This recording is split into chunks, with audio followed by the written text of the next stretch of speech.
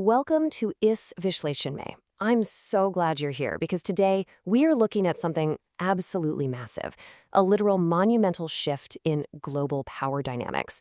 For decades, right, the United States has wielded this unbelievable economic influence. It impacts nations, huge multinational corporations, the whole shebang. But recently, we've hit a historic turning point. China has officially drawn a line in the sand, and they're launching an open, unabashed rebellion against U.S. sanctions. This isn't just some minor diplomatic spat that's going to fade away by next week.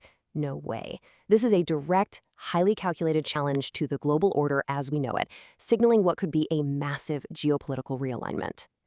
Okay, let's dive into this. Just listen to this actual directive. Beijing tells Chinese firms to ignore U.S. sanctions on refineries. Continue doing the work you are doing quietly with Iranian oil. I mean, wow. This report, coming from Bloomberg and China's Commerce Ministry, is a total shock to the international trade system. Usually, when the U.S. flexes its economic muscle, targeted countries kind of scramble. They look for hidden loopholes or they quietly skirt around the edges just to avoid drawing attention. But here, the Chinese government is explicitly telling its domestic oil refineries to completely ignore Washington's orders, like they don't even exist. They are bypassing the traditional unwritten rules of engagement. And what's really fascinating to uncover here is how this sets the absolute perfect stage for a massive geopolitical drama. Now, to truly grasp why this defiance is such a huge deal, we need to slow down for a second and really understand the sheer power being challenged here. Look, we all know the U.S. possesses incredible military might, but their most frequently utilized day-to-day weapon, it isn't a missile. It's economic. Enter OFAC, the Office of Foreign Assets Control. This U.S. agency basically acts as the global financial police force. And you might be wondering, why are they so incredibly powerful? Well, it's simple. The vast majority of the world's trade, we're talking million and billion-dollar transactions, is conducted in the U.S. dollar, and it flows seamlessly right through American banking systems. OFAC leverages this global dominance to execute economic and trade sanctions, effectively freezing any target completely out of the global economy. Let's move to and see how this builds. How does OFAC actually execute this power to systematically choke a target's ability to conduct global business? It's a highly precise, three-step process. First up, they identify and officially designate the target company. Basically, they put a giant, glowing red target on their back for the whole world to see.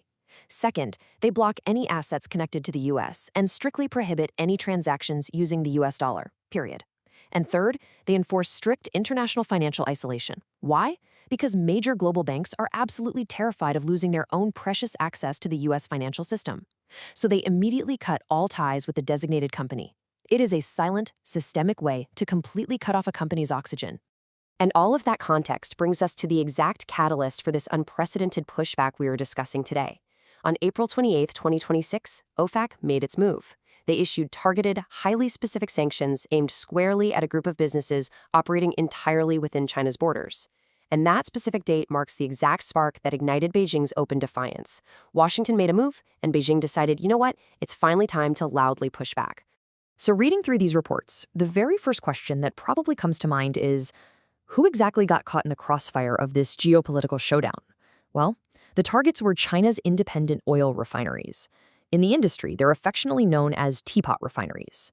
Now, these aren't the massive, state-owned Chinese energy behemoths you might immediately picture. Actually, scratch that, they're much smaller. They are privately owned, independent operations located primarily in eastern China. And, crucially, their entire business model relies heavily on purchasing and processing Iranian crude oil into really vital products, things like gasoline and diesel. So by targeting these specific, localized businesses, the U.S. was aiming to cut off Iran's oil revenue stream. But in doing so, they directly threatened a core piece of China's domestic industry. Now, what's really interesting about this slide is the stark contrast between the past and the present.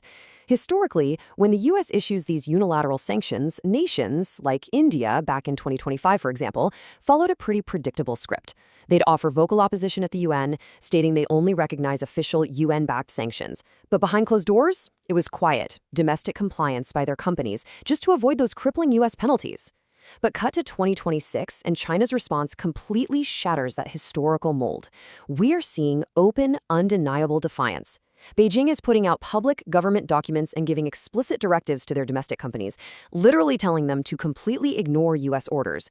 It's a radical, radical departure from the norm. So how do they justify this massive paradigm shift? Well, China relies on a very specific legal argument. It's captured perfectly here by a reporter for the state-affiliated Global Times. This is a declaration of strong opposition against illegal U.S. sanctions imposed without the consent of the UN.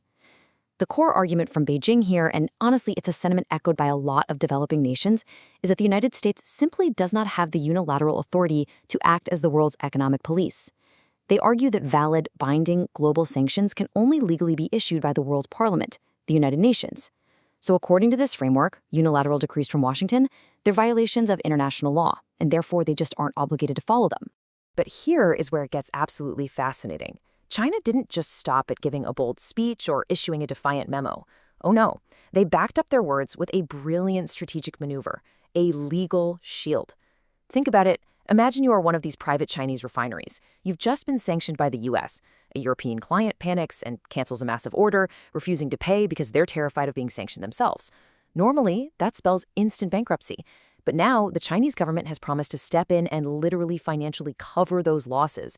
They are providing an ironclad financial safety net to guarantee that these companies prioritize compliance with Beijing over their fear of Washington.